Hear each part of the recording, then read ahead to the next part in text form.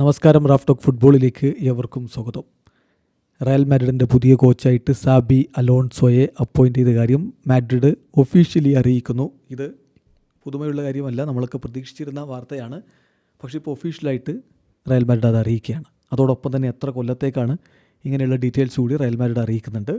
ഇപ്പോൾ Real മാഡ്രിഡിൻ്റെ official സ്റ്റേറ്റ്മെൻറ്റിലേക്ക് പോകാം. Real Madrid CF announces that Xabi Alonso will be Real Madrid's manager for the next 3 seasons. 3 വർഷത്തേക്കാണ് അദ്ദേഹത്തിന് ഇപ്പോൾ കരാർ കൊടുത്തിരിക്കുന്നത്. ജൂൺ 21, 2025 മുതൽ ജൂൺ 30, 2028 വരെ അദ്ദേഹം റയൽ മാഡ്രിഡിൻ്റെ കോച്ചായിരിക്കും. എന്നിട്ട് പിന്നെ സാബി അലോൺസോയുടെ മികവ് വിവരിക്കുകയാണ് റയലിൻ്റെ ആ ഒരു ഒഫീഷ്യൽ സ്റ്റേറ്റ്മെൻറ്റിൽ പറയുന്നത്. സാബി അലോൺസോ റയൽ മാഡ്രിഡിൻ്റെയും വേൾഡ് ഫുട്ബോളിലെയും one of the greatest legends ആണ്. അദ്ദേഹം 236 ഒഫീഷ്യൽ മത്സരങ്ങളിൽ റയലിനെ റെപ്രസെൻ്റ് ചെയ്തിട്ടുണ്ട് 2009 മുതൽ 2014 വരെയുള്ള കാലഘട്ടത്തിൽ. ആ സമയത്ത് 6 കിരീടങ്ങൾ അദ്ദേഹം നേടിയിട്ടുണ്ട്.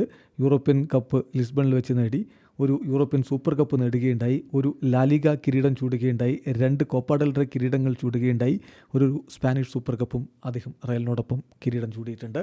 അതോടൊപ്പം തന്നെ സ്പാനിഷ് ദേശീയ ടീമിൻ്റെ ലെജൻഡാണ്. അദ്ദേഹം വേൾഡ് കപ്പ് 2010 സ്പാനിഷ് ദേശീയ ടീമിനോടൊപ്പം നേടിയിട്ടുണ്ട്. 2 യൂറോപ്യൻ ചാമ്പ്യൻഷിപ്പുകൾ 2008 2012 ദേശീയ ടീമിനോടൊപ്പം നേടി. 113 അന്താരാഷ്ട്ര മത്സരങ്ങളും കളിച്ചിട്ടുണ്ട്. മികച്ച കോച്ചിങ് കരിയറാണ് അദ്ദേഹത്തിനുള്ളത്.